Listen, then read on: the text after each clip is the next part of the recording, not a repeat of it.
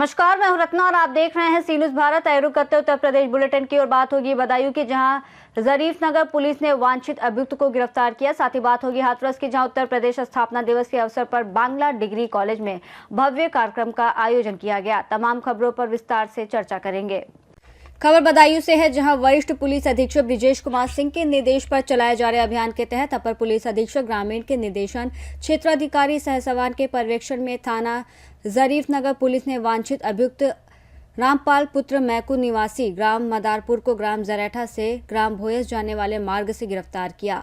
अभियुक्त 23 दिसंबर 2025 को ग्राम मदारपुर में भूमि पैमाइश को लेकर हुई गंभीर मारपीट और झगड़े की घटना का मुख्य आरोपी है, जिसके कब्जे से घटना में प्रयुक्त लाठी भी बरामद की गई। पुलिस ने अभियुक्त के विरुद्ध विधिक कार्रवाई करते हुए उसे न्यायालय में पेश किया, जहां से उसे जिला कारागार भेज दिया गया। बदायूं से सी न्यूज़ संवाददाता आकाश तोमर की रिपोर्ट। हाथरस में उत्तर प्रदेश स्थापना दिवस के अवसर पर बांग्ला डिग्री कॉलेज में भव्य कार्यक्रम आयोजित किया गया, जिसमें जनप्रतिनिधि और प्रशासनिक अधिकारी मौजूद रहे।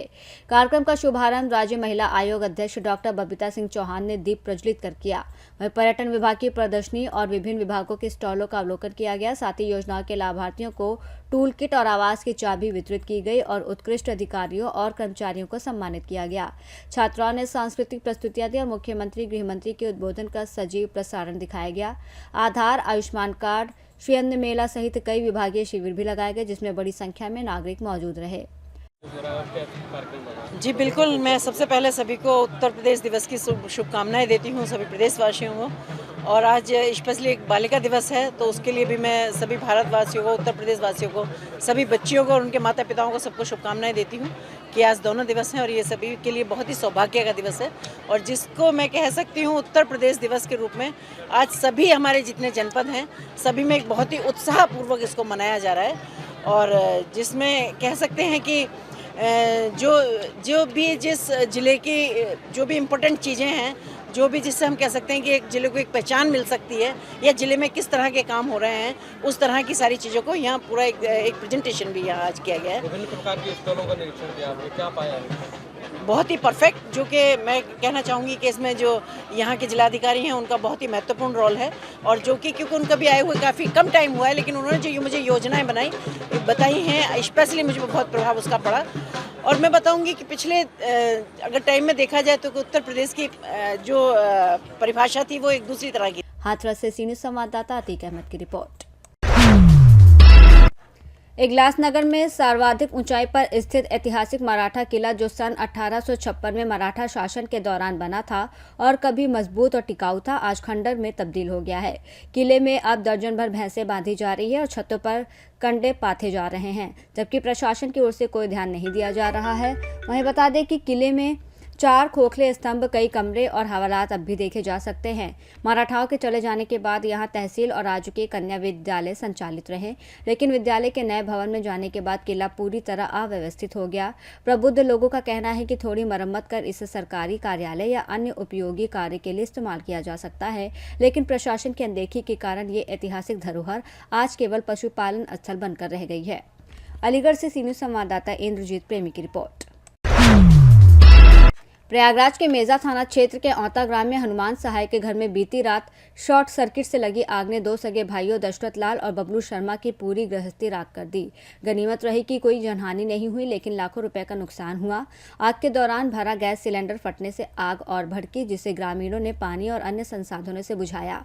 मकान में रखा सारा सामान, अनाज, कपड़े और जरूरी कागजात जलकर खाक हो गए। घटना के बाद पीड़ित परिवार को रहने और रोजी रोटी की समस्या का सामना करना पड़ रहा है और ग्रामीण प्रशासन से तत्काल आर्थिक सहायता मुआवजा देने की मांग कर रहे हैं। प्रयागराज से सी न्यूज़ संवाददाता बुद्ध सेन की रिपोर्ट। प्रयागराज के उतराव थाना क्षेत्र के मदारीपुर गांव निवासी 21 वर्षीय नगेंद्र कुमार भारती की महाराष्ट्र के नागपुर में फटका थाना की पुलिस लॉकअप में संदिग्ध मौत से गांव में आक्रोश फैल गया। पोस्टमार्टम के बाद शव गांव पहुंचते ही सैकड़ों ग्रामीण उतराव थाने पहुंचकर विरोध प्रदर्शन करने लगे और कुछ समय के लिए प्रधानमंत्री सड़क फूलपुर सैदाबाद मार्ग जाम कर दिया। परिजनों का आरोप है कि नगेंद्र की मौत आत्महत्या नहीं बल्कि संदिग्ध परिस्थितियों में हुई और महाराष्ट्र पुलिस की हिरासत में हुई हत्या की उच्च स्तरीय जांच हो। मामला प्रेम प्रसंग से जुड़ा बताया जा रहा है। नगेंद्र वांछित था और नाबालिग लड़की के साथ पकड़ा गया था। प्रदर्शन के दौरान पुलिस पर गाड़ी तोड़ने और मारपीट के आरोप भी लगे। प्रशासन ने अतिरिक्त पुलिस बल तैनात कर निष्पक्ष जांच का आश्वासन दिया, लेकिन धरना प्रदर्शन देर तक जारी रहा।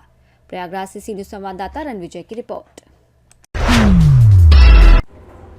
खबर फिरोजाबाद से है, जहां थाना क्षेत्र के शेखुपुर गांव में महिला की मौत के मामले में मृतिका के पति द्वारा दी गई तहरीर के आधार पर गंभीर आरोप सामने आए हैं। तहरीर में मृतिका की पहचान ज्योति देवी पत्नी समरपाल सिंह निवासी शेखुपुर के रूप में की गई है। आरोप है कि ज्योति देवी को टिंकू पुत्र धर्मवीर सिंह द्वारा फांसी पर लटकाकर मार दिया गया। मृतिका के पति समरपाल सिंह का कहना है कि यह आत्महत्या नहीं बल्कि हत्या है, जिसे आत्महत्या का रूप देने का प्रयास किया गया। पीड़ित पति ने अपनी तहरीर में आरोप लगाया है कि घटना की सूचना देने के बाद भी थाना पुलिस ने मामले में अपेक्षित कार्रवाई नहीं की। आरोप है कि पुलिस ने पैसे लेकर मामले को दबाने का प्रयास किया, जिससे आरोपी के खिलाफ कोई ठोस कार्रवाई नहीं की गई। पीड़ित ने तहरीर के माध्यम से मांग की है कि पूरे प्रकरण की निष्पक्ष जांच कराई जाए, आरोपी के खिलाफ कठोर कार्रवाई की जाए और यदि पुलिस स्तर पर लापरवाही हुई है तो संबंधित कर्मियों के विरुद्ध भी कार्रवाई की जाए। अब तहरीर के आधार पर पुलिस की आगे की कार्रवाई पर सभी की नजरें टिकी हैं। ज्योति की दौरानी हूँ मैं, गए लगे तो गोबर डारवे जाती मूंगे पला डरवाई ले तो जेठ भत्तो पान से अचार और कई का उन्हें सुनी नहीं। फिर हम लोगों ने हमारे घर के आदमी सीधे साथ से लड़ाई नहीं चाह रही, तो हमने रिपोर्ट को भेजी तो पुलिस वाले ने रिपोर्ट गंत लिखी ली, बाकी सही नहीं रिपोर्ट लिखी। 8-10 दिन रह गए, फिर भी वो रिश्तेदारी नहीं में कर दो। मैं बालक गाड़ी पे ते आ गए, गाड़ी पे चले गए तब बुलाए लो। अब जाने परसों तक कैमरा ठुकवाए थे घर में, पूरे घर में कैमरा लगे है। परसों तक कल संध्या तक कैमरा लगे है। अब जाने प्लान बना लो रात में, भैया हम अलग अलग घर है, जब आओ गेट खुल लो है। हमें तो टंगी मिली है, कुर्सी मिली ना भाई नीचे, और कोई कछु सामान ना मिलो। काय पे पंखा पे बान फांसी दी है, हाँ यूँ खड़ी है बस। आप इतनी लंबी है इतना आने पंखा पे पहुंच जाएगी।